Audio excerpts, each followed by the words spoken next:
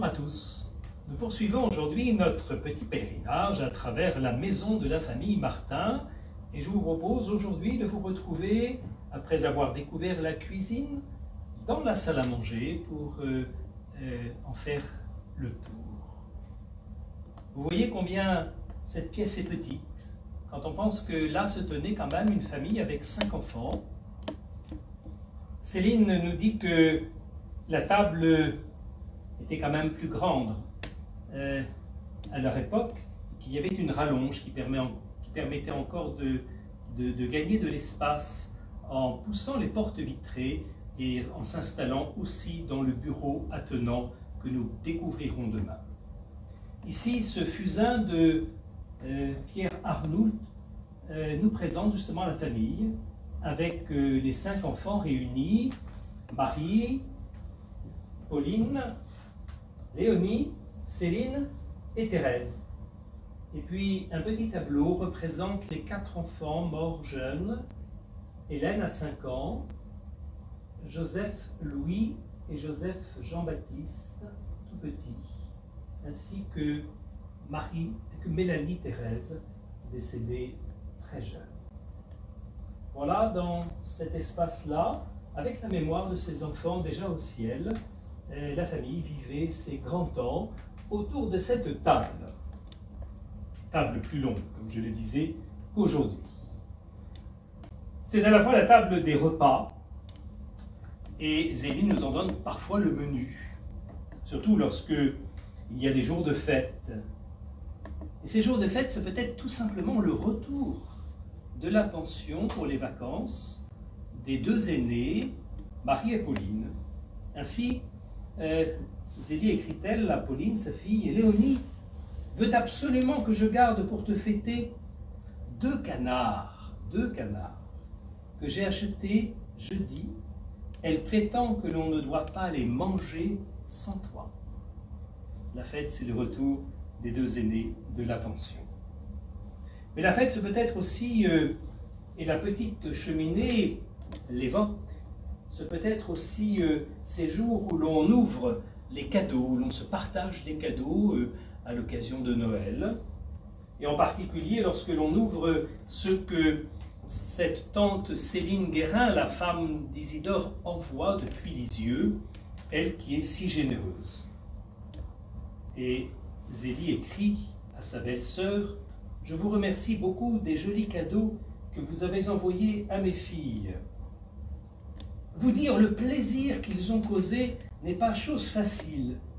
À l'ouverture de la malle, c'était de tels cris de joie. » Et un peu plus loin dans sa lettre, « Je me suis amusée comme une enfant au jeu de patience. » Elle en a tellement profité qu'elle avoue à la fin de sa lettre qu'elle a dû se coucher à 1 h du matin parce qu'elle avait quand même des envois urgents de dentelle à opérer.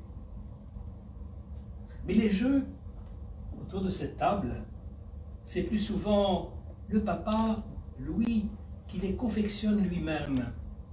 Ainsi, de ces petits personnages en sureau, lestés de plomb, que Thérèse s'amuse à rabattre et qui se redressent d'un bond.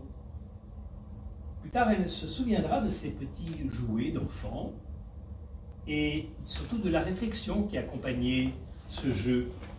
Son papa disait: « Dans les adversités et les chocs de la vie, il faut imiter les bonhommes Tombi-Carabi,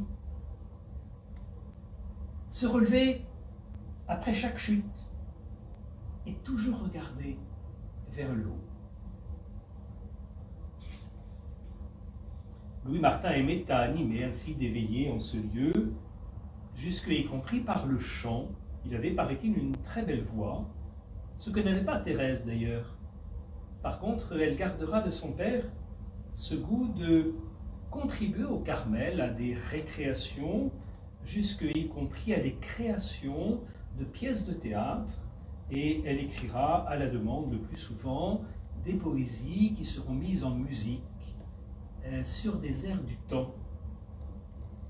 Aujourd'hui, des compositeurs aiment à reprendre ces poésies de Thérèse et nous les présentent de très belle manière, que ce soit Sylvie Buissé, que ce soit Pierre Eliane, que ce soit Natacha Saint-Pierre et bien d'autres, ont repris ces créations de Thérèse, dont elle a peut-être trouvé le goût, petite fille, ici même, avec sa famille. La table, c'est aussi, avant la télévision, le journal.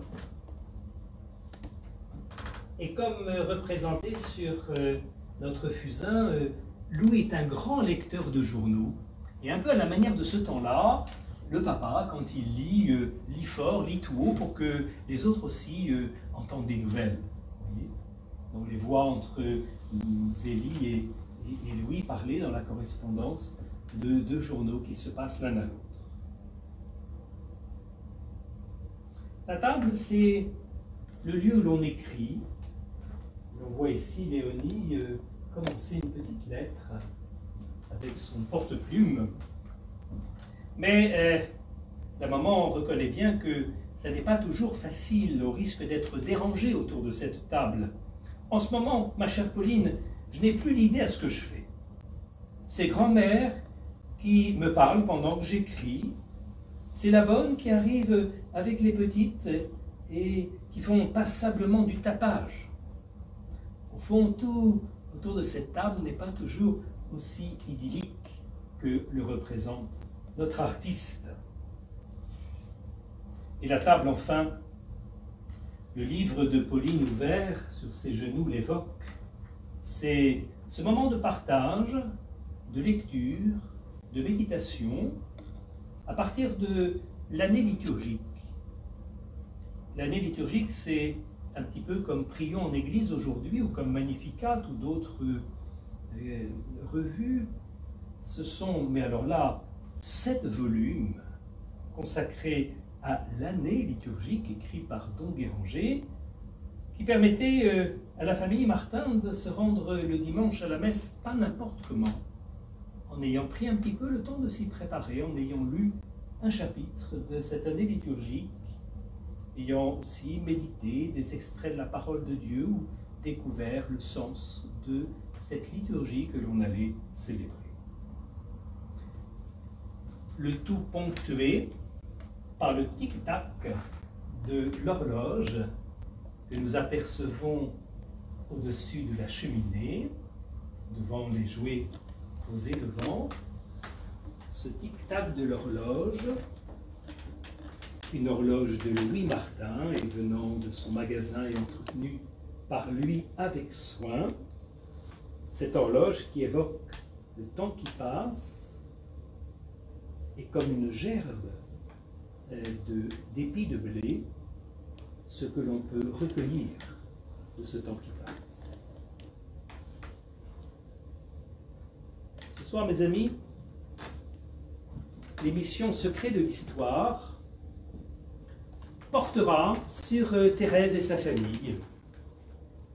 Il nous permettra de prolonger cette découverte, en particulier de la famille à Alençon, mais aussi à Lisieux, bien sûr, alors que vous serez nombreux à profiter de cette belle soirée et peut-être même en parler à des amis pour qu'ils profitent de cette création d'un secret de l'histoire sur Thérèse de l'Enfant Jésus. À vous, nous souhaitons une bonne journée en attendant de nous revoir demain pour découvrir le bureau à côté de la salle à manger.